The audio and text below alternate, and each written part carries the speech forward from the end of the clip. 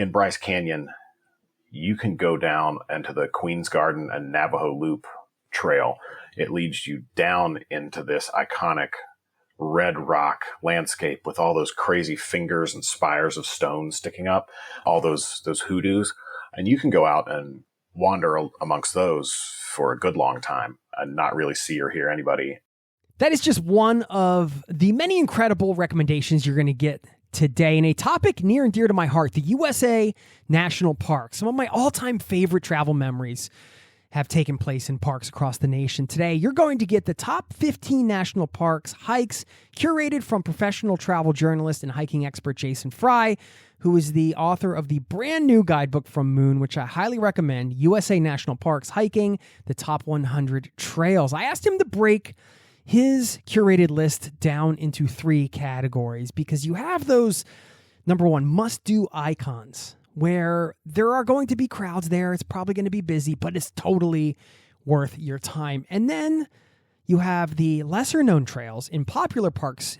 Most of us are going to find ourselves in some of the bigger parks like Yosemite and Yellowstone, and hopefully you get some of the more off-the-beaten-path ones, which we'll talk about as well.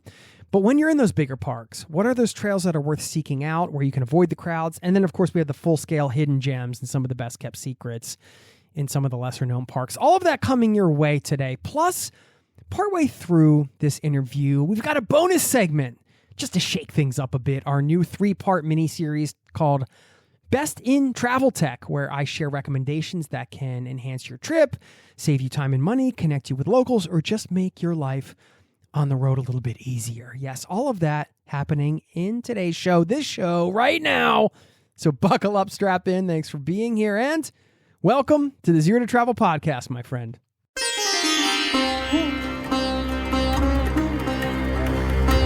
You're listening to the Zero to Travel podcast, where we explore exciting travel-based work, lifestyle, and business opportunities, helping you to achieve your wildest travel dreams. And now your host, world wanderer and travel junkie, Jason Moore.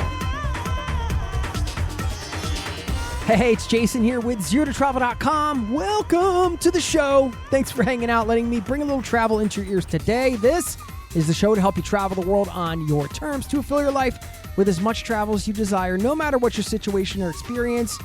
Also off the pod, ZeroToTravel.com/newsletter, where you can join the community over there. It's free. It goes out once a week. National parks in the USA. Oh, man. I got hooked on seeing national parks when I was road tripping around the USA for a decade plus. I just wanted to go to as many of them as possible because if you've been to a national park, you know it's a majestic experience in many ways, not just the nature. Of course, you have history, some of the other things we talk about outside of the natural wonders that make national parks across the U.S. worth visiting. Each of them is a singular, unique travel experience and outdoor experience and life experience. I think Ken Burns said it best when he came up with the tagline in his 2009 television documentary miniseries, "The National Parks, America's Best Idea." Truly is. And you'll hear me talk about this in the interview. I think one of the greatest travel deals anywhere is a national parks pass. So a lot to unpack here. This is a fun one. Of course, we get into some of the practical tips with safety and other things related to hiking. And this is for everybody. We designed this show for not just experienced hikers, although those of you that are and want to spend ample time in the backcountry, you're going to get a flavor for some new spots, hopefully, that are available to you that you might want to consider adding to your list of places to visit. But even if you don't consider yourself a hiker, I highly suggest you tune in because this list is also designed to appeal to people that maybe just have the desire to get out, but haven't quite done a lot of hiking and outdoor adventures like that. Well, the beautiful thing about the national parks is those types of experiences are accessible to everybody in many ways. So please enjoy. On the back end of this, I will leave you with a quote. You can probably guess perhaps who this one is from. It's a beautiful quote and a shout out. I do want to give a shout out to a community member over in Egypt. Stay tuned for that. By the way, you can pick up this Moon guidebook over at moontravelguides.com. Without further ado, here's my conversation with Jason. And don't forget, we have that Best in Travel Tech segment coming your way partway through the interview as well. I'll see you on the other side. Thanks for listening.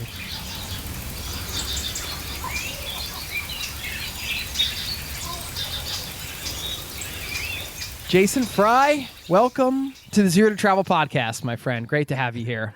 Oh, thanks for having me on, Jason. It's always good to meet a fellow Jason.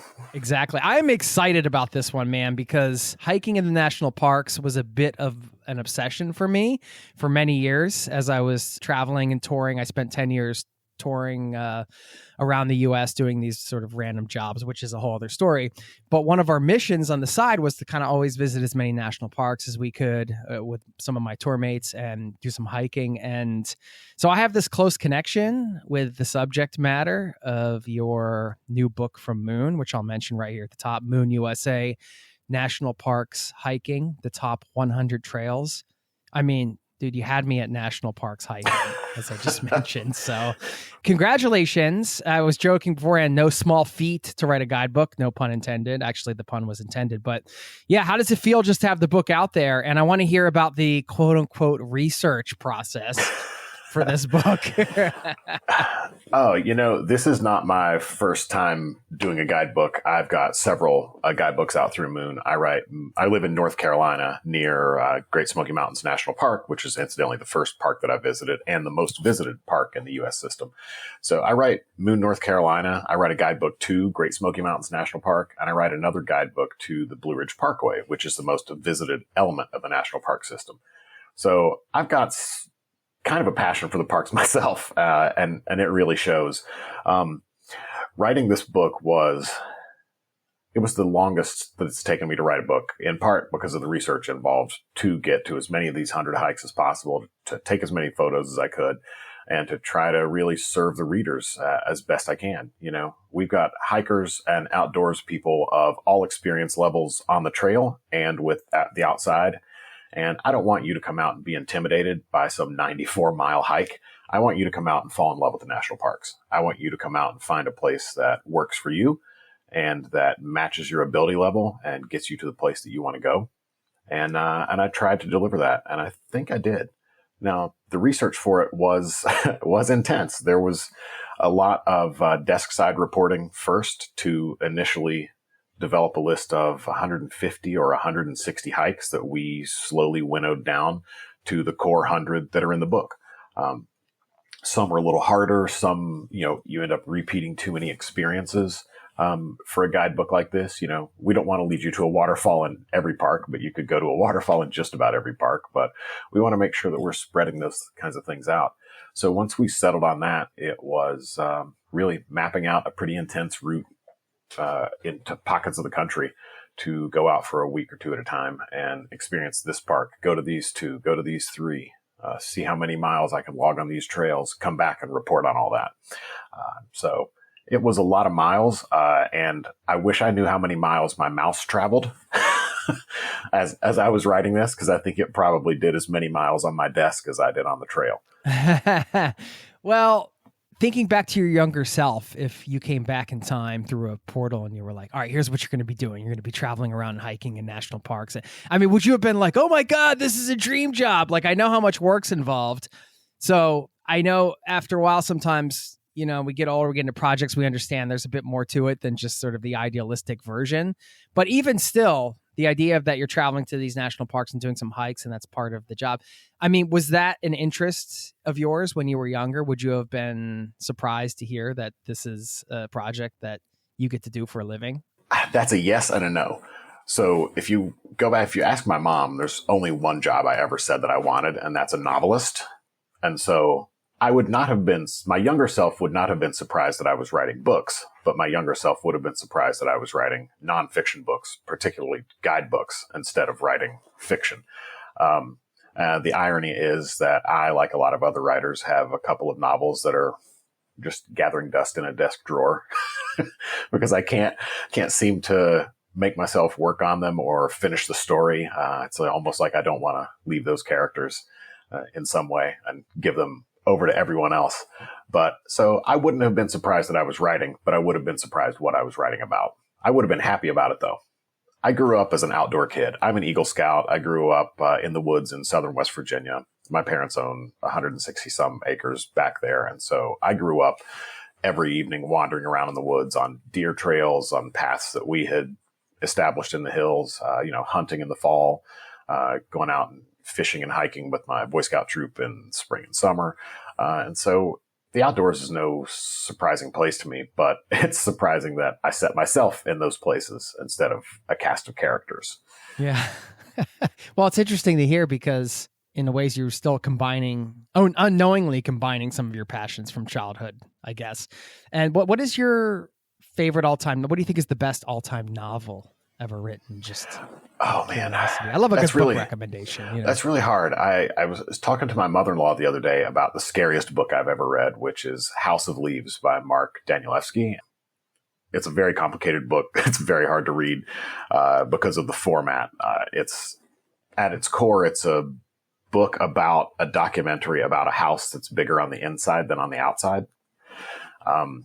But when people decide to explore the house and are gone for 2 months inside the house exploring it, and the people who live there can't find them, it gets really creepy. So it's all about like extra dimensional spaces and the way that kind of thing works. But I've always found myself finding like a bit of comfort and like good like popcorn reading inside Stephen King's The Stand. There's something about that book, the first time I read it, that really filled me with the spirit of adventure and discovery. Even though in that book, the world gets ravaged by the superflu virus, which hit a little close to home a few years ago. The world gets hit by the superflu virus, and the survivors are trying to come together in 2 distinct camps. And as they're all making their journeys to sort of what's their respective spiritual center, there's a lot of adventure and a lot of fun and a lot of discovery of the self and discovery of the place in those stories. And those stories always thrilled me. There's actually a new collection that's out called The End of the World as We Know It, named after the REM song. And it's 36 short stories that all take place during The Stand. And that was the most recent, really fun read that I did. It's just a few weeks old when we were recording this. And it was a good time. Cool. All right. I'll have to check that out because I'm a bit of a sucker for the post-apocalyptic vibe, I just finished what I thought was one of the greatest literary experiences because it combined art and literature. The Watchmen. I finished the Watchmen comic and or graphic novel, whatever you want to call it right now. Man, yeah, that thing blew my mind. That's quite a journey. What an incredible piece of art. Yeah, and HBO did a great job in bringing that to the screen. It's fun to see, a solitary exploit like writing a book or writing a graphic novel like that, which has a small team of folks, to turn into this full-fledged production thing that, has hundreds of people working on it to bring that vision to life. And man, they did. I was watching that show. You could look back over at the graphic novel and it's almost panel for panel. Really? Okay. What's going on. It's really, check that out. Yeah. It's a beautiful version of it. Well, hopefully you bring this novel out of the desk drawer at some point. And unlike the unfinished novels out in the desk drawers out there is a satisfaction with hiking, I always find, because it has an end. There's something, one of the best meals, the best drinks, the best sort of relaxation moments for me is after a hike, when you feel like you've earned it, right? So let's talk about hiking in the national parks, which is what we're here to do. And then, we could dive into the list. And then I think afterwards, let's talk about some of the general tips because perhaps through the destination, some of them will be covered, but tips like how to avoid the crowds, what time of year to visit and so on. And then I wanted to ask you about some of your favorite non-hiking national park experiences, but we talked about this in the beginning and I kind of pitched you on this idea of breaking this down because we can't cover all 100 trails in the book. Sadly, I'd love to talk about them all. But I thought, well, wouldn't it be fun? Because I feel like there's 3 buckets. Of course, you mentioned catering to all the different sort of abilities and age groups and levels of fitness and all that. But outside of that, we have kind of these sort of must-do iconic trails that nothing's a must-do, but these trails that I would bucket in this idea of even if they're crowded and there's going to be crowds and it's going to be annoying and insane, but it's still going to be worth, walking on it and checking it out. And then we have sort of like maybe lesser known trails that are in popular parks. So most people will find themselves in the big name parks as opposed to some of the smaller ones. And so what are some of the lesser known trails there? And then sort of the full scale hidden gems, best kept secrets anywhere in any park. Let's start with the iconic trails from the book that you might want to pull out. I asked you to pull out maybe 3 from each of these categories. I think that'll give us a good overview, but I'm not going to hold you to that if you want to do less or you want to give us some bonus recommendations or something. Yeah, well, the way I've got the book divided up, we've got West Coast parks, our Southwest parks, parks in the Rockies, a few in the Great Lakes and Northeast, and the parks that are here in the South. And so I'm going to try to give you one from each of those. So I'll go just slightly over. Here in the South, the most visited national park is Great Smoky Mountains National Park. That's not just true for the South. That's true for the whole state. It's, all across the U.S. sees more than between 12 and 14 million visitors a year. And so it can get really, really crowded. Now, the nice thing about that park is there's almost 900 miles of trails. So if you find one that's crowded, you can just turn around and go find another trailhead. But one of my big iconic hikes that I do there is actually short, flat, and pretty easy. But it takes you to one of the things that I mentioned before that folks love. It's waterfalls. So at the Deep Creek Loop Trail takes you past 3 waterfalls on a wide, bicycle-friendly, stroller-friendly, accessible path. And it's one of the few accessible paths that are in the park. Now, the accessibility will only get you to 2 of the 3 waterfalls. The 3rd waterfall is up a little bit of a narrow, steep trail, but then you finally do get the view to it. But within a half mile of the parking lot, you're at one of the prettiest waterfalls, I think, that's easy to get to in the park, and that's Tom's Branch Falls. Deep Creek sits right between you and the waterfall. It cascades down the mountain, down this little cliff. It's very easy, and it's one that I've seen people riding bicycles on. I've seen people pushing their kids in strollers. I see people carrying their floating tubes because they're going to go up to the bridge just above the waterfall, jump in and float down the creek. And it's what a great shot. Kids and adults floating by this waterfall coming down the creek behind them. It's a beautiful, beautiful spot. So I think in the Smokies, for me, Deep Creek Loop Trail is one of those that's a must do, and it's one of the icons. For the Great Lakes and Northeast, people don't really think a lot about this part of the country for our national parks, but we've got several in the Great Lakes region. You've really got Cuyahoga Valley over in Ohio.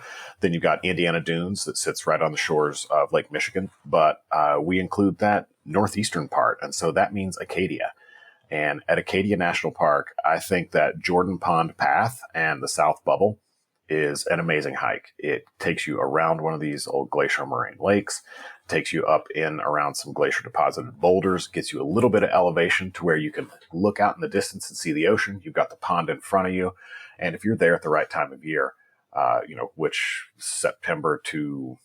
early September to middle of October, you're going to get a pretty good leaf show. And so that's, people love leaf peeping, and that's one of those icons there. In the Rocky Mountains, I'm torn between what to recommend in Grand Teton or Yellowstone. So I think I'm going to go with Grand Teton, and then I'll do Yellowstone on a lesser known in one of the popular parks. In Grand Teton, for me, it was all about the hike over to Hidden Falls and Inspiration Point. It goes along the west side of a lake up against the Tetons. So you're looking out away from the mountains, but you lead up this narrow canyon. Was full of wildflowers in early spring or middle of spring when I went recently. And it leads you up to this viewpoint that is worth every step of effort. You look out and it's 2 lakes below you, this great plain stretching out and mountains in the distance. It's a postcard perfect hike. In the Southwest, we've got a whole bunch of parks that people love. From the Grand Canyon down to Zion, Bryce, Capitol, and Arches Canyonlands in Utah. But then you've also got Colorado's Great Sand Dunes down in the southwestern part of the state, and Texas's Big Bend National Park. I think that one of the best hikes you can do there was on the north side of the Grand Canyon, and that's the Woodforce Trail. It's a little bit unexpected. A lot of people don't make it to the North Rim, but if you do, you get to look out and see some really iconic and seldom looked at views of the Grand Canyon. Unfortunately, that spot was hit with some wildfires this spring and the early part of summer, and some of the historical structures there were lost, but the trail structures are still intact, and it's still hikeable. Now, out west, man, the West Coast chapter of this book is as big as the national parks out there. You think West Coast parks and you think these giant views, you think giant trees. And so I've got everything from Alaska to Hawaii to all those great California, Nevada, Oregon, and Washington parks. And I think among the most popular of those parks has got to be Yosemite. And if we're talking must see in Yosemite, must do in Yosemite, even if there's going to be a crowd, I'm really torn between Mist Trail to Vernal Falls. It goes up a canyon into these steps that have been carved into the rock, and it is indeed misty. You're walking up for part of that hike is hiking through the blown mist from one of these great waterfalls that's out there. And when you finally get up, you've got the narrow view in the canyon. You've got the view of a little lake there that feeds into the waterfall. And then when you turn around and you look back out, you've got all of Yosemite opening up before you. All that great view with Half Dome and the whole thing. It's like you can just, if you have the right binoculars, you could tune in and zoom in and really see some climbers up there. Those really hit some of the high notes and the top notes there and deliver to you some of the iconic things that we want in the parks. Wildflowers, those killer postcard perfect views, and waterfalls. Yeah. Crushing it already, Jason. Yeah. Try it. You're really taking me there as well. As you kind of talk through these parks, and some of them I've been to, and others like Acadia still on my wish list. Something like the Grand Canyon, I don't think you can overstate how spectacular it is. Like, oh, it's amazing. It's just like, no, like when you're actually standing there looking at it, like even the person that's jaded them, I think it can't be as crazy and jaw-dropping as everybody says it is. But it is that. It's just like Yosemite Valley. It's unreal. You see the picture on your screensaver, you see the picture on Instagram, you look at the postcard or the calendar, you see these beautiful shots, and you just think to yourself, oh, that's some photographer's trick. They've stitched 22 exposures of this together to get this perfect light. But no, you go to the Grand Canyon and you look, and it's wow. It's so much more than just a canyon. It's grand fails to describe it. You go out to Yosemite and you get that view looking up or down the valley, and it's astounding. Like the photographers, I know they put a lot of work into making those pictures, but wow, it is, every look you take at that park is perfect. It's amazing. So worth visiting these national parks. And I guess they say it's America's greatest idea. I have to agree with that sentiment. Well, we could talk about some of the good and the bad and the ugly around the modern traveling in the modern day to the parks. I know we're going to go move into this next category in a minute, but before we do, since we were on the topic of the Grand Canyon, it reminded me of, I spent a summer working as a tour guide, guiding people on camping trips across the country. And one of the things this company made us do, which was a very good idea, was to have the guests sign a waiver when I dropped them off, America and their waivers. But this was probably a smart idea because, some of the inexperienced hikers, it's like some kind of visceral human thing. I don't know, but because of the Grand Canyon, like, oh, I'm going to hike to the bottom of that. And so we'd make them sign a waiver that said, we told you not to do this. Yeah. And if you're agreeing to do this, you're doing this under your own volition, essentially. I'm bringing this up not to tell, old travel tales, but to kind of touch on some of the safety aspect around hiking. and the inclination to, conquer the bottom of the Grand Canyon when you're an inexperienced hiker is not necessarily recommended. No, it's not. A lot of us overestimate ourselves, and I overestimate myself, at least towards the beginning of this book. I overestimated how in shape I was to go out and, take on, 2 12-mile days in a row. But I will say, after researching a chapter of this book, I could do 2 12-mile days, no problem. But you're right. People do, they see the Grand Canyon, they want to go to the bottom. They see the mountain, they want to go up to the top. But if you read John Krakauer's Into Thin Air, or you read anything about mountain climbing, or like rock climbing, they'll tell you that making it to the top is only half of the trip. The other half is getting down. So it's only a successful climb if you've made it to the top and then back down. It's the same with the Grand Canyon.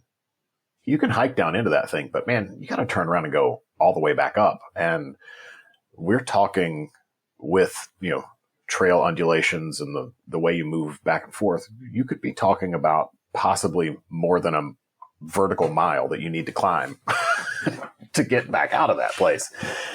And that's not easy. And the Grand Canyon especially is one of those places where you've got to watch the weather. It's hotter there than you think it is. It's drier there than you think it is. And it's easy to miscalculate how much water, how much sun protection, how much food, what kind of trail snacks you're bringing. What time to go? Exactly. That's such a big thing. I learned that I have my Master's of Fine Arts in Creative Writing. And when I was working on my thesis, which was a collection of poetry, part of that was about Death Valley National Park and William Lewis Manley, the guy who named it Death Valley. And when I was out in Death Valley, I'd prepared really well. I was 23 years old. So, I had the strength of a 23-year-old powering me for some of that prep. But I was shocked at how hot and extreme and difficult it was in Death Valley. Hiking on the valley floor and into some of these canyons, it was shocking. I would drink a gallon and a half of water on a 4-mile hike. And that's not normal, in the Smokies or in Congaree or in the Rockies where I'd hiked before. And so it's easy to do that. It's easy to forget your basics of trail safety, and not pay attention to your body and push yourself around the next corner because you want to see the view. You look at your map and you're like, oh, I can go past this next trail junction. And then you get tired and now you got to turn around and go back that much further. And like I said, it's only a successful summit attempt if you make it to the top and come back down. It's only a successful Grand Canyon to the bottom and back if you make it back up to the top. And I think a successful hike is one where you come back safe and whole and fulfilled in some way from what you've seen and what you've experienced. And when we push ourselves too far, we lose that focus, we lose those moments, and we don't accomplish really what the goal is. And I think the goal of hiking is not to get to a place or to get to a view necessarily, but it's to go out and be able to commune with these places, get to know them and get to know ourselves better. So I've found myself in recent years almost practicing miniature versions of Shinrin-yoku, the forest bathing, the Japanese art where you go out and you get quiet and you get still and you get very observant in nature. And so I've found myself seeking out side trails, spur trails, a quiet corner, a quiet pocket on some path. And once the people go away, my fellow hikers have hiked past me and I can't hear them anymore. All the sounds of nature come rushing in. And I start to notice all those things that if I were just rushing to get to the end and turn around and come back, I wouldn't. And so I've slowed down more and really dig into it and dive into it and be there. I love that so much. Yeah. Often you can look at the hike and it's very quantifiable, right? You're like, this hike is 8.3 miles and you're going to this particular point and, this is the loop and you're going back, and all these things. How could you say it depends on your mindset at the time and kind of what you're out there to do. But you're right. I mean, I think you can't lose with the attitude of just slowing down and soaking in the nature. Welcome to the first edition of our new 3-part mini-series, Best in travel tech. I'm so excited about this. I'm going to share recommendations that can enhance your trip, save you time and money, connect you with locals, or just make your life a little bit easier on the road. Don't worry, we're going to skip the obvious recommendations like Google Translate and Maps and so on. And today, what you're going to hear is my number one no-brainer travel tech recommendation, perhaps the best travel hack of all. 4 others also, including my absolute favorite way to start trip planning while finding affordable flights at the same time, a resource that allows you to save money on flights by taking advantage of an airline loophole, and 2 essential travel trackers to help you avoid legal issues and even perhaps manage your health abroad. Okay, before we get into all that, you can't access any of these tech recommendations or do anything on your phone for that matter in another country unless you have data or internet. That's why this segment is brought to you by my number one no-brainer travel tech recommendation, Olafly. Holafly is how that's spelled, by the way. It's a game changer. What is Olafly? It's an eSIM company, and that is what you need most when you arrive somewhere new. Outside of money and your passport, you need reliable internet, you need data. If you want to have the absolute easiest and best solution for travelers, you need to get an eSIM from Olafly. An eSIM is basically a digital version of a physical SIM card. It's already integrated in your device, whether you have a cell phone or a tablet or a smartwatch. And with Olafly plans, you can stay connected in 160 plus countries with just one eSIM. It's perfect for digital nomads, expats, remote workers, and travelers spending time abroad. No more hunting around for Wi-Fi when you arrive. No more scrambling for a local SIM card, wondering, did I actually get a good deal? Or do I have to worry about some unexpected, insane roaming charges? No more hassle. Just fast, reliable internet as soon as you arrive, which is what you need. The folks at Olafly have been kind enough to give a discount to you as a listener of this podcast. I'm going to put that in the show notes so you have the links, but quickly you can go to esim.olafly, holafly.com/plans, and basically pick one of 2 plans. You have a monthly plan where users save 10% with a discount code 0totravel, all one word, and you have an annual plan. Now, this includes a built-in 22% discount plus an extra 10% with that code, 0totravel, all caps, all one word. So be sure to enter that, and you'll have one simple plan, one eSIM, and total freedom staying connected in 160 countries by getting an eSIM from Olafly. It really is a no-brainer. Okay, let me get into these other recommendations in this month's segment. First of all, I wanted to start at the tippy top. And when it comes to travel, that is trip planning and locking in a flight if you're going to fly somewhere and figuring out where you're going to go. And this first recommendation I'm going to share is my go-to when I'm getting ready to book a trip or even figure out if I'm going to travel based on my budget and all that type of stuff. Google Flights is something that a lot of people have used, but not everybody knows about the Google Flights Explore option. If you go to Google Flights and you click on Explore, and the actual URL is google.com/travel/explore. And when you get there, what you get is the ultimate flexibility for search. There are so many cool filters. The first thing you can type in where it says where to, you obviously enter where you're leaving from, but when it says where to, you can select anywhere. And then you can see a world map of different prices all around the world. You can select a continent like Europe or a country like Japan. You can also, for the duration, if you go under the dates, you could select specific dates, of course, but you can also click on the flexible dates tab and you could select things like 1 week trip in the next 6 months, or I want to travel for a weekend in X month, or 2 weeks in X month. So there are all these ways that you can filter that really give you the ultimate sort of search tool in terms of trying to get a flight to a destination that is perhaps affordable, maybe convenient because you're looking for direct flights. Of course, you have those types of filters as well. You can select only to see only direct flights and so on. And I think this is a game-changing tool because when I sit down to trip plan, often this exact tool will lead me to a destination I didn't even think about traveling to. Of course, you have the destinations you want to visit, and you may plug them in and see, okay, yeah, What would it cost to travel to Japan in January or whatever month you choose? But what are some of those other surprising options? You might find some affordable flights to some random places that you thought, I never heard of that place, or I never thought about going there. I didn't realize that I could fly direct to this place and it would be so affordable. So this tool has actually led me to explore some even different destinations that I had considered when I went to book a trip. And it has just opened my mind during the trip planning phase. When you have a whole map in front of you and you're looking at a particular month you can travel and you have that flexibility to kind of search around, it can lead you down some unexpected destination rabbit holes and perhaps lead you to an unexpected place physically, actually take you there.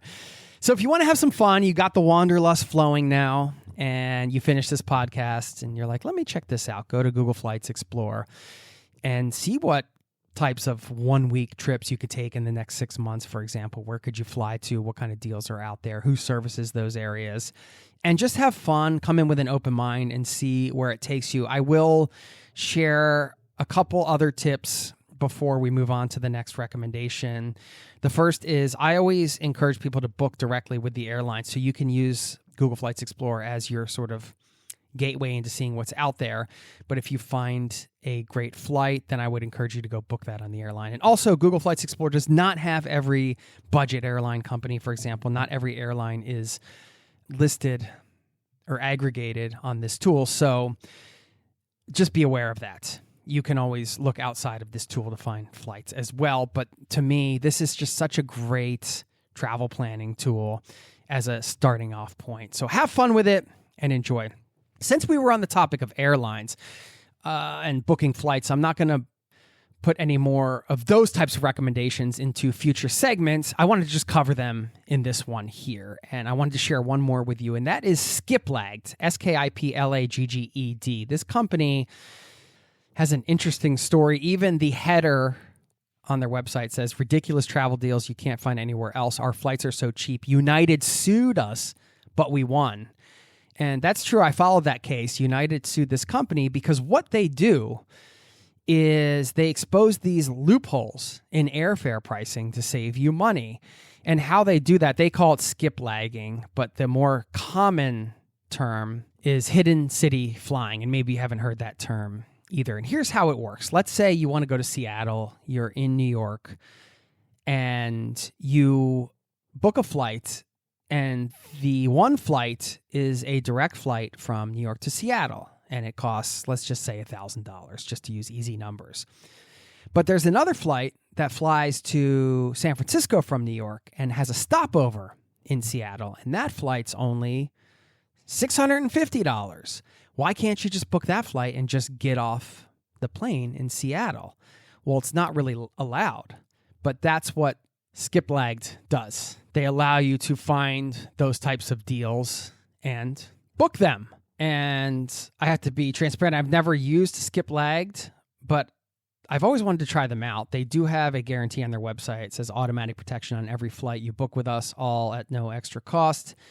And they show you the flights airlines don't want you to see is one of the ways they market the service. So it is a really interesting niche.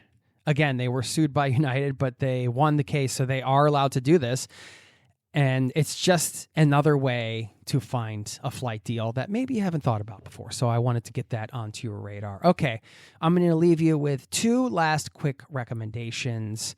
These are geared around travel trackers. Now, I mentioned the Olafly eSIM being a great option for, some of the remote workers, the digital nomads, the longer term travelers, and even the traveler that's just abroad for 2 weeks.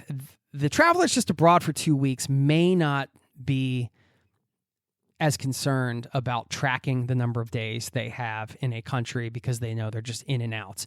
But the other ones I mentioned, that can be an important part of travel. You want to make sure that you're staying within your visa rules. Tax residency rules can apply. There's some complicated legal things there.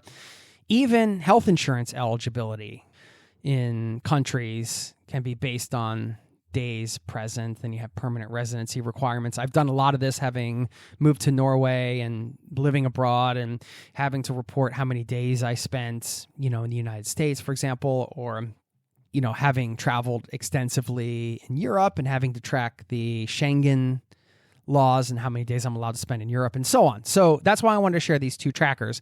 The first one I found is Country Days Tracker. And this does a lot of different things. It automatically counts your days in a country by tracking how many days you've spent in each country over the last 183 days or 365, or you can set a custom date range. There is a stay limit manager. So if you have a legal stay limit, you can set that up and pick a date range and get automatic updates as well. And there are a lot of different sort of filters and tools you can use to track the number of days you're spending in a region or in a country. So that's really cool. And then my buddy Tim, he created a free calculator over at stayschengen.com that allows you to easily track your days in the Schengen area. It's a free tool that helps you calculate the 90 and 180 day allowance, avoid overstays, and plan stress-free travel. You can even create an account to track past trips, plan future ones, and get a clear dashboard of your travel history. So I wanted to share a couple of those tracking tools in case they weren't on your radar, and they can be helpful for you. And that is the first edition of our Best in Travel Tech mini-series. Hope you enjoyed that one. I want to thank once again, before I let you go, eSIMs by Olafly. HOLAFLY. Go to esim.olafly.com/plans. Use that discount code 0to travel, all one word, smushed together, no spaces, when you check out to get a discount on that monthly or annual plan. And you'll have one simple plan, one eSIM, and total freedom to stay connected in 160 countries by getting an eSIM from Olafly. It's a no-brainer. Thanks to them for supporting this mini-series. Now, here's the rest of today's interview. Thanks for listening. I didn't mean to get off track here, but I thought it's important to highlight some of the safety stuff, because every year you hear the stories of, people misjudging what hiking in these national parks really is. And sometimes you see it on the ground, somebody's dressed like they're at Disneyland for the day, and you're like, yo, it's going to get, really cold, and also, or it's going to get really hot, and you're not even carrying water, or look at, you're wearing designer shoe. You know what I mean? Like, some of the things you see in the national parks, this is no offense, you're just like, wow, I'm worried for that person. Yeah. A few years ago, I climbed Mount Whitney, which is the highest peak in the lower 48. It butts up against Kings Canyon and Sequoia National Parks. We saw a guy hiking up in flip-flops, carrying in his arms, like a sack of horse feed, his tent still in the box. And my hiking companions and I just all stopped and looked at each other, and we wanted to roll our eyes. We wanted to go help that guy. We wanted to go tell him, like, you should at least put your boots on and take that tent out of the box or something. But he was hell-bent on making it to the next campsite and just head down, tent in hand, wow, marching up the trail in his flip-flops. I mean, a lot of these people make it out okay, I guess. He must have made it out okay. We didn't see him at the summit, and so, we didn't hear any terrible Well, let's hope he's not still there. up there, Jason. Yeah, no, to my knowledge, he's not. But you're right. You do see people that misjudge it, and some people do come to a bad end. Every once in a while, you'll find someone that's fallen off a trail with exposure. You'll see people that, succumb to some sort of heat sickness. And sometimes those things are fatal. And that's the reality of going into some of our parks. Some of our parks are extreme environments. To go to Alaska, to those parks, like, you're really putting yourself out there into remote places, and you need to do more than just check out the road sign or the sign in the parking lot that tells you what to do if you see a bear.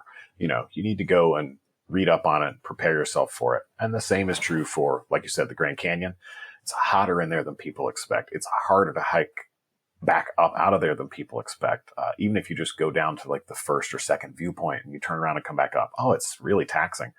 But so no, when you don't prepare, you can set yourself up for a bad day.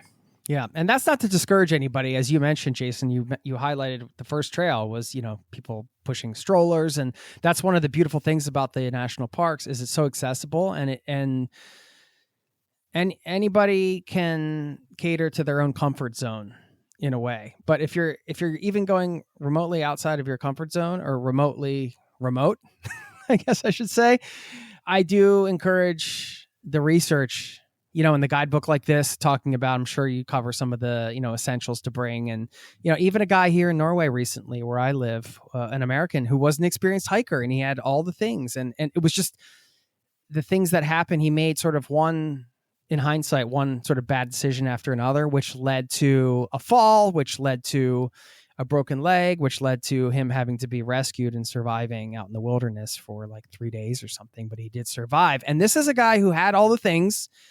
He told somebody he was leaving.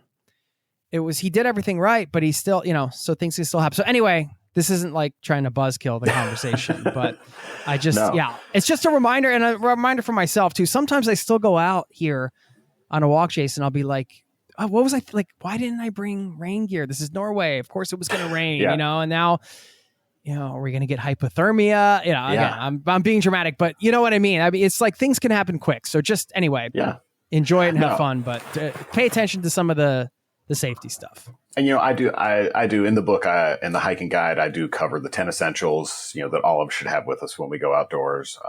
Something that was drilled into me in Boy Scouts, something that, was reinforced through my years of just going out and exploring on my own and then getting into the writing side, really having to quantify those things. And we cover some things with wildlife safety and just general trail safety and trail advice, like, a liter of water per person per hour at a minimum. But if you're in a hot place, try to double that and, really go through some of those things. But like you said, like you can find the trail for you inside our parks. And if you're a big mile guy and you need that 94 miles, you can find a way to stitch it together in just about any park. Well, I guess like, Dry Tortugas is the exception. There's no real hiking there, but you could kayak to your heart's content. No, I love it. That's great. That's all covered in a book. And, I'm done with the hashtag, dad advice portion of this now. Let's move on to these lesser known trails in the popular parks. So, using the 80-20 rule, I would imagine 80% of the people will find themselves in, 80%, the 20% of the most popular parks. Like there are tons of national parks, but the ones that are most crowded are, the Yosemites of the world and Great Smoky Mountains and all this. So, in those types of parks where people listening are most likely to find themselves, how do you get off the beaten path there? You want to highlight some of the trails and just share some general advice? So one of the ways I like to try to get off the beaten path is to find a place where I'm going to go out and spend a night or two in the field instead of just spending a few hours or, most of a day on the trail. So yeah, exactly. The multi-day trails are really ones that appeal to me. And I think Yosemite has a great one, in Cathedral Lakes. It's up in the Tuolumne Meadow. That's the place where, really some of these ideas that birthed the national park system took place. Was in this very inspiring, very gorgeous landscapes. This high mountain meadow, it all freezes up in wintertime. It's wild up there. But in the summer, it's full of wildlife. You can spot bear, deer, all sorts of things. But the cathedrals are these mountains sitting off to one side, and below them are a few lakes. And it's 4 or 5 miles to get out there. It's not hard, but a lot of people just go out, look, come back. So if you go out and you hike to sort of the backside of those lakes and you camp there, man, it's so dark at night. If you're there at the right time, you want to read, you don't need anything. The moon and the Milky Way do the job for you to light it all up. There's fun fishing in those lakes. And it's fun to do some of just the little spur exploratory hikes from your base camp. But also what's fun is just go for a dip, walk around the lake, fool around with your friends and just have fun out there. So that's one that I like, in Yosemite, which, like you said, is a hot one. In the Grand Canyon, it's hard to dodge those crowds. Most people come to the South Rim. It's the easier to access point. And so that's where you're going to launch for your rim to rim hikes, which is a monster, of an undertaking. That's also where you're going to get onto like Bright Angel Trail.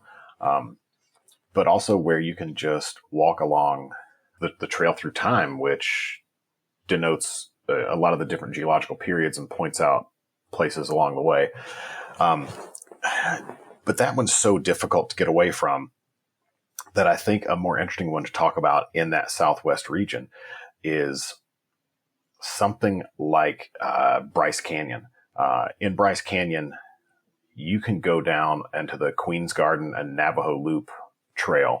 It leads you down into this iconic red rock landscape with all those crazy fingers and spires of stone sticking up, all those hoodoos. And you can go out and wander amongst those for a good long time and not really see or hear anybody and still be on the trail. Maybe you're 10 feet away from the trail, but you can still be right there and really get into some of that wildness and some of that nature and dig in without having other hikers right behind you or being, staring at somebody's backpack the whole way. When I went to Yellowstone this summer, and I found that some of the big iconic spots there were just packed with people. You want to go see, I grew up watching all the Bugs Bunny cartoons. And so Old Faithful was such a figure in a lot of those early cartoons. Forgot about I had that. to go see it. And I went to Somebody's see it, always riding on the top of Old Faithful, right? Exactly. They're surfing on it on a door or something weird. I go to see it and I'm one of 5,000 people that's standing there watching this geyser. And I did that. It wasn't my kind of park experience. Literally thousands of people. Yeah. Wow. I was there on it was a gorgeous day after it had been cold for several, and the park turned bonkers out of nowhere. But I wanted to still see the hot springs and the geysers and some of those things. And so I went out to Fairy Falls, which is a hike out to a water, I think it's the second highest waterfall in the park. It leads out to that. But about a mile in, you get to an overlook that gazes down on Grand Prismatic Springs. And a lot of people go out and hike around that. And it's this huge hot spring that is this crazy turquoise blue, all foggy and misty from all the steam rising off of it. But when you're on the trail going out to Fairy Falls, you get to an overlook that's up high and it lets you really look down on it. And so there were only a handful of us that were up there, maybe 6 or 7 of us that were standing up here looking down at this great view. And we could see 200 or 300 people circling this thing. And it was such a strange choice to me to go walk around this thing and see it from 10 feet away, as opposed to taking a short hike to this viewpoint that lets you look down on this, entire 2 or 3 acre hot spring from above and really see how much it glows, how the color of that interacts with the quality of light and the mist to create this sort of blue aura floating over the whole thing. It's crazy. I love it. And so that's the kind of thing that I like to do, is find the trail that looks back at the place that everybody wants to go. In the Great Lakes in the Northeast, I think if you want to avoid the crowds, one of the things you can do is just go to a lesser visited park. In Ohio, Cuyahoga Valley is only 35, 40 minutes from Cleveland. It's not far. Depending on your traffic and where you're coming from in town, it's more or less time. But you get up there and it's just this little mountain and promontory in the middle of the plains in Ohio, and you don't expect it. So the conditions are right and you're looking one direction and you can see Cleveland. You look the other direction and you've got hills, plains, fall color. You've got that great emerald blanket of summer leaves covering everything on a trail that few people visit, in a park that few people visit. And the trail that I like there is the Ledges Loop, because it really takes you out to the most viewpoints right there. And then here in the South, I think that when we talk about the most visited parks, again, we have to mention the Smokies. Smokies is packed. A lot of people go up to the highest peak in the park, which used to be called Klingman's Dome, but the name was changed a couple of years ago to Kewohi, which is the Cherokee name for the mountain. The Eastern Band of Cherokee Indians live on the east side of the mountains, east side of the Smokies in North Carolina. And Kewohee means mulberry place. There's mulberry bushes and trees that grow there. And it's a sacred mountain for them. So they renamed that a few years ago. A lot of people will drive out at the top of Newfound Gap and take the short spur trail up to that summit to look. And I love that. It's great. But what I like even better is to head out the ridge line to the southwest to Andrews Bald.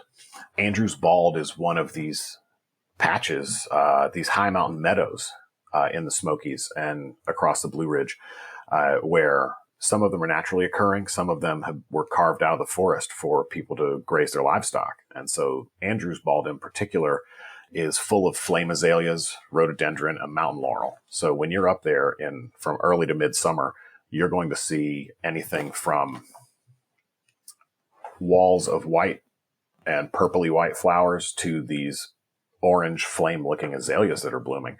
And so it really becomes a much different thing. And you go down that trail, it's only 4 miles round trip. You go down that trail a half mile and you've left behind everybody who's there just to go up to the summit and just to take a peek down this trail and say that they hiked some in the Smokies, off a paved trail. And you get out into more wild, more woods, and you get a real sense of the place and what it took for the Cherokee to carve out their life there for the last 30,000 years and what it took for the European settlers to come there and find a place. Yeah, incredible. All right, we're into the last category, which is maybe it's dramatic to say full-scale hidden gems, best kept secrets, but some of those really off the beaten spots that most people on a national park loop are probably not going to end up. Yeah. But still worth the detour. Absolutely still worth the detour. One of those for me here in the South is New River Gorge National Park and Preserve in West Virginia. I realize I am a little bit of a home team guy here because I grew up just a couple of hours from that park. My scout troop used to hike out there. We used to whitewater raft out there, like the school group, the church group, everybody went out there and did those things. And so I'd been hiking in those mountains for a long time. But when they formalized that as a park and really formalized some of the trails, it became something more. It taught me more about West Virginia than I had known before. And so one of the hikes that I like there is the Nuttleburg Trail. It's named after an old coal mine and a mining town that was in there. All through that park was all mining towns and little coal mine operations. And this leads down a very, very steep, like a 60-degree slope, like wild switchbacks. It's a crazy trail. But it leads you down to a closed off coal mine, to a few abandoned mine buildings that the Park Service has turned into safe historic structures. And one of the belt lines, because when they mine the coal, they put it onto these belts that take it down to load onto coal cars or into trucks to be taken away. And it follows this belt line down the mountain to the New River at the base. And when you get down there, it's astounding to look up and see where you've come from, how these folks carved their world out of these mountains and what they were doing in the early part of the 20th century there. So that's a great hidden gem. Then you do have the joy of climbing back up, which is a bear. I think that some of the hidden gems are the parks that are really hard to get to. And so Isle Royale strikes me as one of those. Oh man, a friend of mine and I are planning to go out there and do the full Greenstone Trail, 40 miles end to end on the park. And that island sits out in the middle of the lake. Well, not in the middle of the lake. It sits out in Lake Superior it's closer to Canada than it is to anything in the States. And it's an expedition to get there. You're talking a 3-hour ferry, or you're taking a seaplane, a float plane to fly in and land on the lake and get out with all your gear and supplies. Maybe you spend a night at the lodge there, or maybe you just get straight on the trail. But it's camping and 40 miles of hiking on an island with moose, with wolves, with fire towers to check out, the lake to go swim in.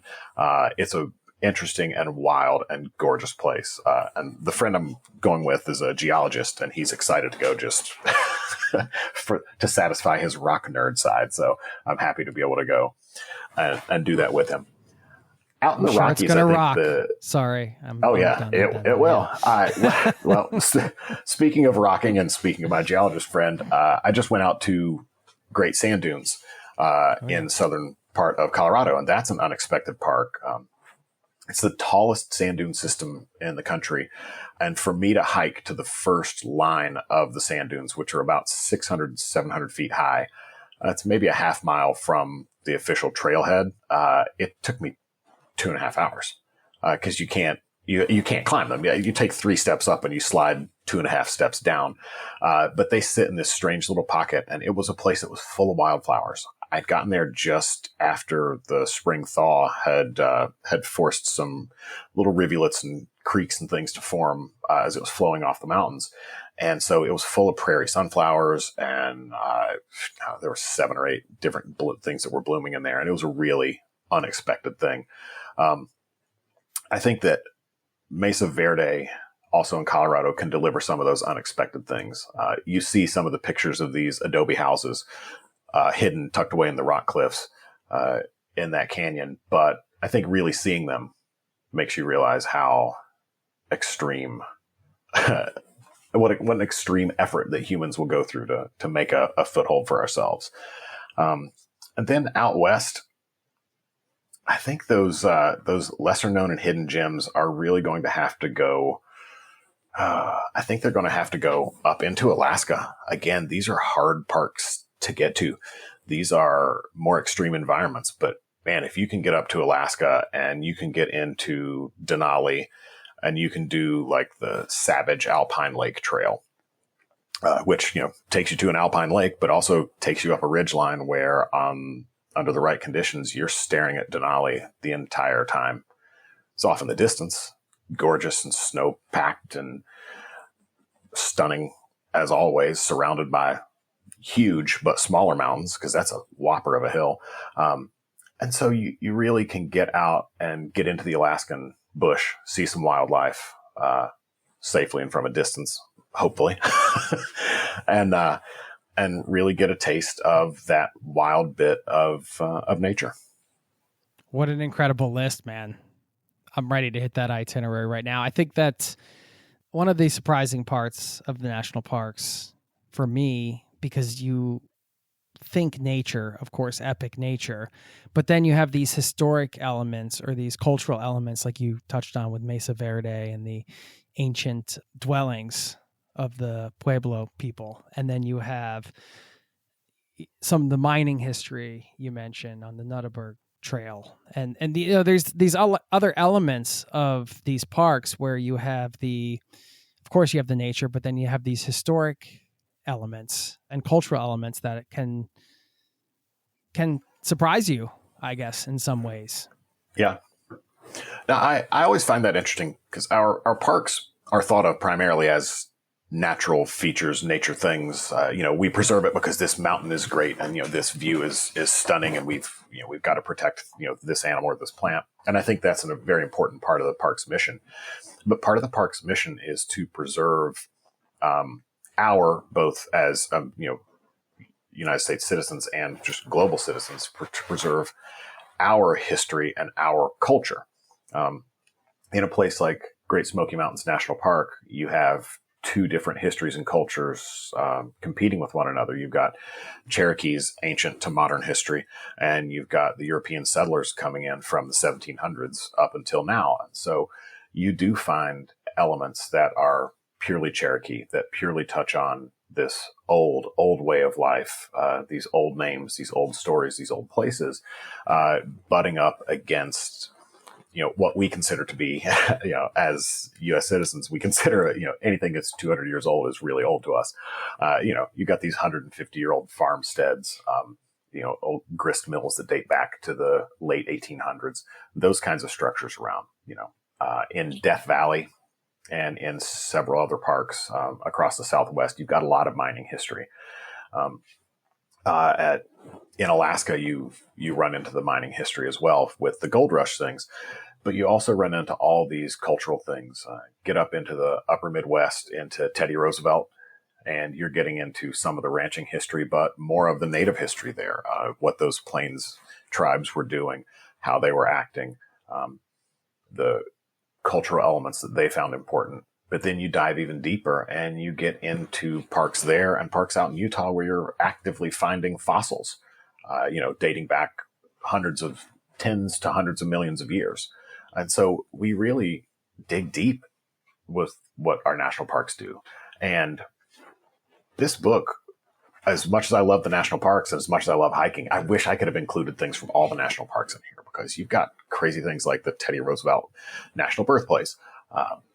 Why do we want to see that? Well, because that guy was one of the architects behind the national parks. He's one of the reasons that we have the parks. And so seeing how and where he lived is part of an important element of the park's story.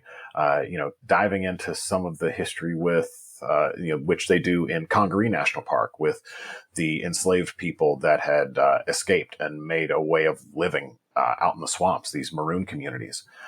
Diving into elements of the Underground Railroad, diving into these stories of these people that managed to free themselves, other people that managed to overcome different types of adversities and find ways to thrive in surprising environments and under surprising conditions. I always like the stories in the parks, not just the trails. And I think that's just how I consume media, the way that I think. I like story. And so I think about that all the time. So I'm always looking for that tale. Story's critical to our humanity. I mean, it's an essential element. I think everybody resonates with these stories. And I think the National Park System does such a great job of telling them and creating a framework around some of the stories and making sure that they're told in a certain way. And, that's a huge responsibility, of course, when you're talking about indigenous lands and some of the stories that you mentioned here.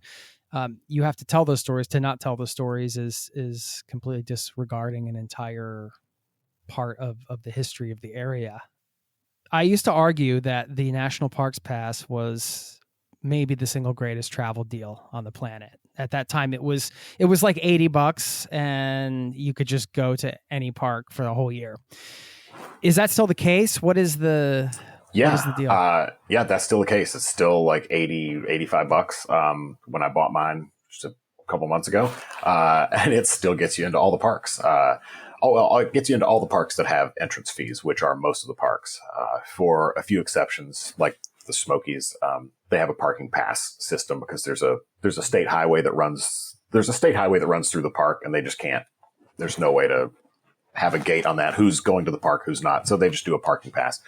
You can go anywhere you want in the park and get out of your car for like 15, 20 minutes, and they don't mind. But if you're going to be there to really do a trail, they ask that you pony up a little bit. I think it's $5 for a day pass, like $15 for the week, or $40 for the year. And that money just all goes into the park, which they need because, again, they don't charge an entrance fee. But no, I love it. When I was out in Tetons and Yosemite, the park pass, flash it at the gate, and they just wave you right in. They like seeing it, I think, for two reasons. One, they know that they've got a real national parks fanatic on their hands, somebody that went the extra mile to buy this pass and bring it with them to a different state and a different park. But two, they don't, they can get you through the gate a little faster and get a couple more people into the park because they don't have to deal with the whole exchange of money and tickets and the entire thing. But I love the Parks Pass. I think they're fantastic. They're cheaper for seniors. I know that fourth graders, parents of fourth graders can get a discount because, fourth grade in the United States is generally whenever we do a lot of state and national history, and kids are encouraged to go out and explore their historic sites, state and national parks. So there are a number of ways to get some discounts on that. But I mean, at $80 for the year, free entry into all the parks, it's a no-brainer. The avoiding the crowds question, which I mentioned earlier, and again, I've been living overseas for a while, so it's been a while since I've aggressively been visiting national parks. And even then they were crowded, but it seems like, at least from the media I consume in my little travel bubble here, that it got insanely popular over the pandemic. Just getting out into the parks and being out in nature was obviously a thing that people could do. And so they did it. And then a bunch of people realized, wow, these parks are incredible. Let's do more of this. And it sort of was this perfect storm and turned into this sort of snowball effect. And that leads me to my question about traveling in the modern day. to these national parks? Avoiding the crowds is one question, but when to visit, where to stay, how far in advance do you need to plan when you're hitting some of the bigger ones? Are they even worth going to at certain times a year? Like, should we not even go to Yosemite in July or whatever? Give us your best advice here. Honestly, the best advice is to do just what you said. Take a look at those calendars. Take a look at when everybody's going to be traveling and when the park is the most popular. Some of that data you can find on the park sites. Some of them will give you a month-by-month breakdown. It's easier to find on some parks than others. You'll find month-by-month breakdowns of visitor numbers. And so, yeah, if everybody's peaking in July, try to go in June, try to go in August. That'll certainly do it. It's hard in some of these places to avoid the crowds because they're near big population centers. They're icons and they're popular. They're on that bucket list of everybody's summer vacation travel. And so just some places you just expect it. When you go to the Grand Canyon, unless you're there in the middle of winter, you're going to have some friends that are standing up at the edge of the canyon looking out there with you. And if you do go in winter, be sure to bring a jacket. Not a bad time to go. No, it's not a bad time to go at all, but it's a lot colder than you think it's going to be up there.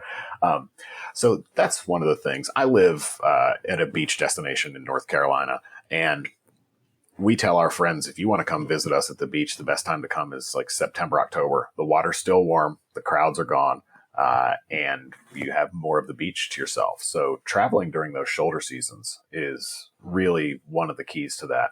But you do have to make your reservations well in advance for some of these parks, especially if you're trying to stay in some of the parks. In the Smokies, the only place you can stay in the park that's not a campground is a camping lodge that you have to hike to. Reservations for that open up 6 months in advance, and they open it up twice a year. And if you don't get your ticket in the lottery, you can try to call in and see if someone has canceled, but you're going to know 6 months ahead of time when you're going camping, when you're going to go hike to this place. If you're trying to book a hotel in the middle of Yosemite or at Glacier Lodge, I mean, you're going to be looking at a year in advance. You're going to have to plan that well out, and you might not get the weekend that you want because some of those spots are that popular and the selection is that limited. When you only have 100 rooms and you've got 1,000 people trying to go, you do that math. It doesn't, that math doesn't math, as they say. So to avoid the crowds, some of the things you can do is in that pre-planning element and time your trip to avoid when some of the people are going to be there. But another thing you can do is do your research on your trails and have your A-level selection, your B-level selection, and your C-level selection. I have pulled up to a number of trailheads in the Smokies, on the Blue Ridge Parkway, even out in the Rockies and in the Tetons. Pulled up to a trailhead and just taken one look at the parking lot and said, nope, and just pull back out and go over to, hike number 2. And often I find that will do the trick. You can find a lot of good information by asking your rangers and the volunteers that are at the park stores, that are out at info kiosks. Maybe sometimes they're trailheads, giving out maps and things, or even just at the booth when you come in. You pay your fee, you show your pass, you're getting your map. Hey, Jason, what trails are super popular right now, and where do you recommend going if we want to avoid those crowds? Oh, most of the time they'll have a spot that's often a favor to them because remember the rangers live in or near the parks, and so they're trying to spread people out. Oh yeah, they're trying to spread people out because they also don't want to need to go up and do trail maintenance to the same trail again. They want to send you out to see this other view, to have this other experience, to travel more deeply inside the park, inside their respective park. And so in doing that, you can find some ways to spread yourself out. Some places like Congaree National Park in South Carolina, you think about visiting on the off season and you're going to think off season is going to be winter there, but it's in Columbia, South Carolina. That's in the middle of the state in the South, and it is hot and it is humid. So visiting in winter is a good time to visit as opposed to visiting in July, when it's going to be 94 degrees with 90% humidity. And you're just going to wish you could jump into that lake and take a swim, but then you see the signs that say there's alligators and snapping turtles in the lake, and you think better of that. Yeah. So yeah, thinking on that level as well in terms of location, and the fact that it's winter doesn't necessarily mean it's off season. I remember getting very lucky. This is leading to my next question, in being in Yellowstone in the fall and just wandering into the Old Faithful Inn, this beautiful lodge right where the Old Faithful geyser is, and asking for a room and getting a room with a shared bathroom and getting the privilege to stay there for a couple of nights. So this is back in the day. I imagine that's probably a difficult thing to pull off nowadays, but getting to stay in this old historic, beautiful lodge, all the wood and having Old Faithful outside and everything. It was a really awesome experience. And I'm bringing it up because I wanted to ask you about what some of your favorite experiences are in the national parks outside of the hiking trails we talked about today. If you want to share any other sort of additional tips or things that people can see and do. Yeah, I've done, in Shenandoah National Park, I've done a couple of fantastic nighttime ranger-led expeditions right there by Big Sky Lodge, which sits in this huge meadow almost in the center of the park. The rangers will lead nighttime hikes that just go out a half mile, maybe 3/4 of a mile from the park, over a couple of little hills, a couple little ripples in the landscape to a pretty dark little cove. And you look up and you've got all the stars there. You get quiet. You can hear all the animals there. And with a ranger, somebody that has a sky chart and a laser and maybe binoculars or a decent telescope setup, you can really see deep into space and really get an interesting experience like that. And there's a lot of parks that offer those dark sky experiences, and the rangers and volunteers that work on those programs are typically very, very passionate about it. So you can really get a lot of good knowledge from them. So some of my favorite experiences have been from those ranger or volunteer led things. In the Smokies, the spring wildflower pilgrimage, I've joined a couple of those hikes in the spring that lead you to some rare orchids, some endemic plants. They grow only in the Smokies or even only in this section of the park. And one of my favorite things that I've done, well, I guess two favorite things that I've done water-based. One is whitewater rafting through New River Gorge National Park and Preserve in West Virginia. Anything from class 2 up to class 5 plus rapids, depending on if you're doing the upper or lower new. It's very exciting. You can, again, dial the adventure to your level. You want the extreme, we'll do the upper. You want the lower, less water, do the lower. And in Congaree, you can do these great paddles and floats, canoes, kayaks through the middle of the park, where you get into some of the history of these maroon communities, where these enslaved people and deserters and escapees from the Civil War were carving out a living and carving out a life in the middle of this hardwood swamp forest. But you also get into some of the wild natural things, seeing a 7-foot alligator laying on a log sunning itself, a couple of snakes over here doing that, a bunch of turtles on a log, a deer out in the forest. So finding those kinds of places inside the parks, especially that are ranger or concessioneer run, are really special. But I've also found good guides outside the park. Eco tours are one of the things that I like to look for. I find that folks that are doing the eco tours tend to be more on my wavelength whenever it comes to environmental responsibility for how they're behaving in their business outside the park and inside the park. So I like to look for those. And I also like to look for history tours. I'm a history nerd. I like story. And so I want to hear you tell me the tales of this place. So to sit down in Death Valley and listen to members of the Tachempa tribe or listen to rangers tell stories about this place that date back from, from the filming of Star Wars in the 70s in that park, all the way back to the 1840s, all the way back to, 800 BC. You find a lot of interest and a lot of weird views and wild stories. And I also like the weird, wild things. I like cryptids.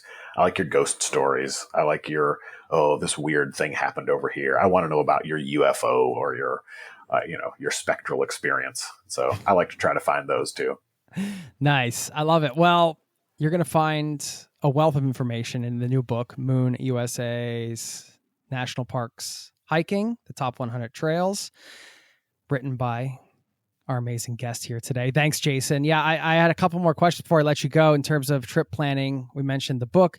Yeah, let people know like where they can find you or where they can find the book, just whatever you want to share here. And then any other additional planning resources. I'm sure you have them in the book, but what your top 1 or 2 resources would be nps.gov for planning. Where would people go to start trip planning outside of the guidebook?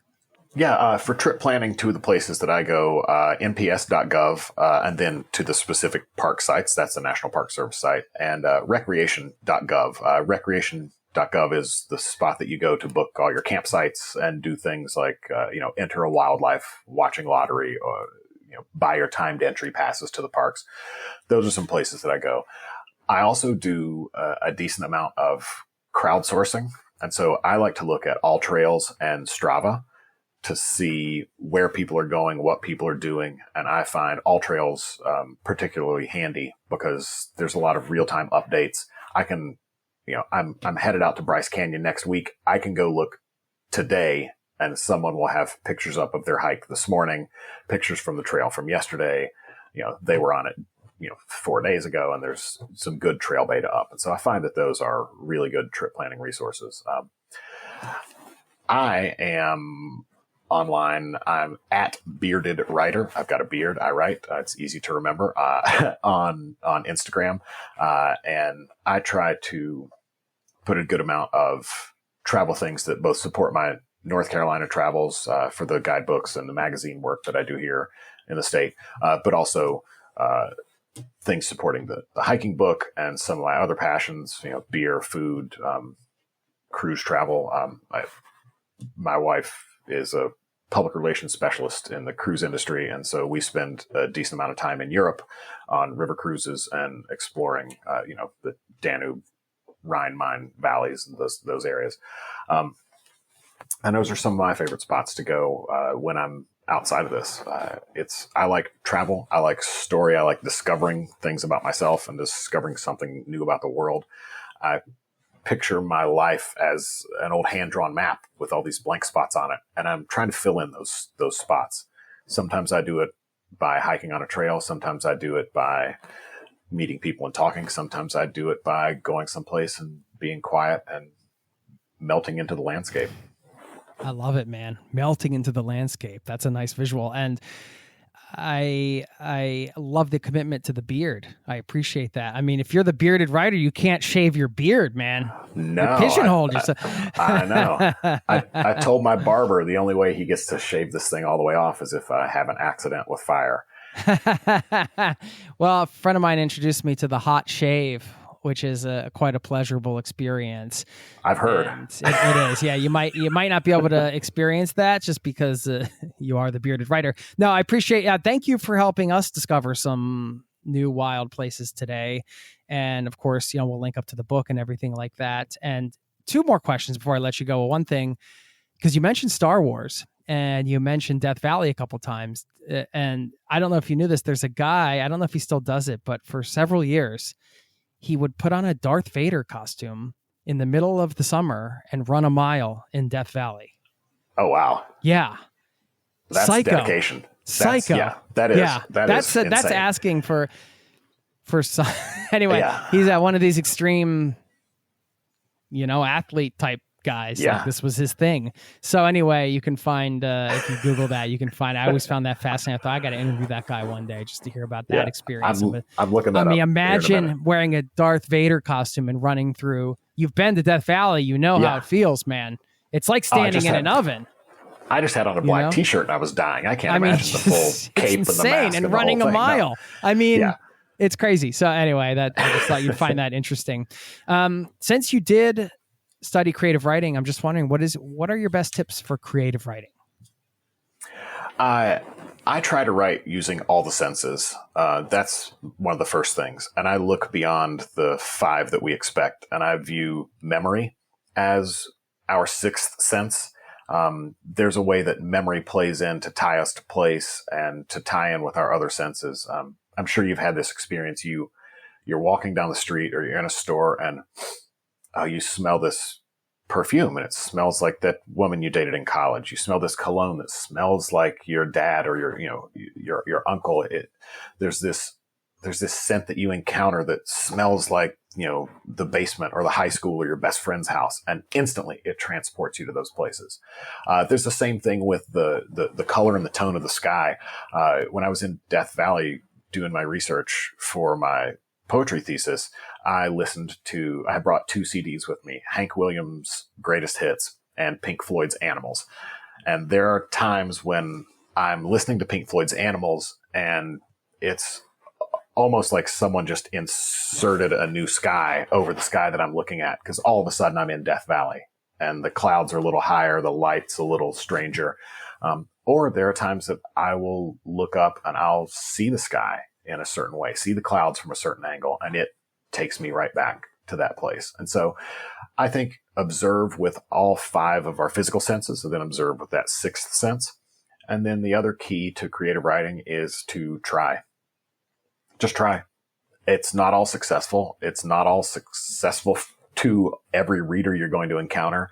But nothing that any writer who's published anything, whether it's an instruction manual or what you think is the best novel or collection of poetry ever written, not everybody nails it on the first draft. And sometimes it takes some work to do it. But if you sit down, you put pen to paper, you put your fingers to the keyboards, and you make an earnest effort to draw an emotional connection between your reader and whatever it is you're talking about or observing, then I think that you've done it. It's just a matter of refining it at that point. I think that's a great way to end it too, because we can apply that to getting out and hiking. We can apply that to travel or anything we want to get into that we may be a little bit hesitant or just like unsure of how it's going to turn out. Just try. 2 words. Yeah. Just try. I love that. Exactly. We'll finish up with that. Thank you so much, Jason, and look forward to having you back. Maybe doing this in person next time. If you're on one of these European river excursions, maybe you guys can pop on over to Oslo, Norway and say hello. Absolutely. I love Oslo. We're big fans. And so next time we're in the country, we will definitely look you up and we'll say skål and go have a drink. Sounds like a plan, man. Thanks, Jason. All right. Thank you, Jason.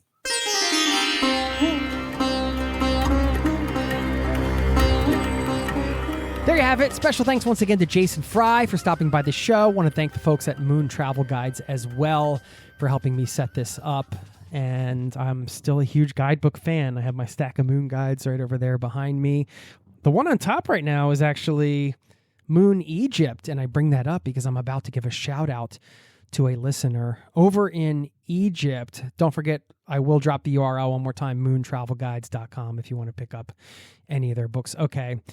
This shout out going to Egypt goes to The Road Liz Travels. I don't know her name. I'm guessing it's Liz, but she left a very nice review last month about this podcast. She said a community and a compass. And I wanted to give her a shout out because she kickstarted her life of travel and it's still going. She said, I started listening to the Zero to Travel podcast way back in 2016, right before I sold everything and set off on a world trip that turned into a nomad life. This podcast was a guiding light during that huge transition, and it has remained a staple in my life ever since.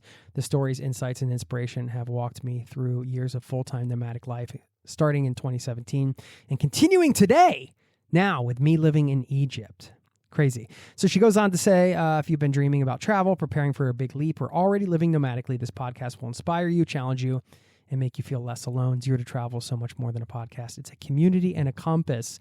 My goodness, just reading that last sentence gave me the chills right now up my spine because she said that better than I could. That was the intention of this podcast, was to make this community-powered show, which it's always been and still is, but saying a community and a compass. And yeah, when I look back, she's right in ways that is baked into the intention, is sharing these stories from incredible people from all walks of life who've been finding ways to travel the world on their terms and empowering you, the listener, with different ways that you can do it for yourself as well, to add as much travel into your life as possible. And in that way, I think it has been a compass. I feel like we've accomplished that and continue to make these podcasts for you with that intention baked into every episode. So I thank you so much for the kind review there, Liz, and thank you so much for listening and for your time. I'm going to leave you with a quote in a second. By the way, if you haven't left a review for the podcast and it's impacted your life, go ahead and do that. Those are always helpful in getting them out to a wider range of people. Helps with the algorithms, and then more people can discover it, and then we can help more people travel. So there you go. Okay. John Muir, of course, had to end with a quote from John Muir. And this one's a lovely one, something that you can do right at home. And he said, "The clearest way into the universe is through a forest wilderness." It's from Wilderness World of John Muir, and you can find a forest wilderness somewhere near you and find a clear way into the universe today or next week or whenever time to find your way into the universe. I guess we are in the universe. Here we are. Okay, well, I'll let you get out into the universe now. Your universe. Thank you. Have a lovely rest of your day, and I'll see you next time. Peace and love to you and yours. Cheers.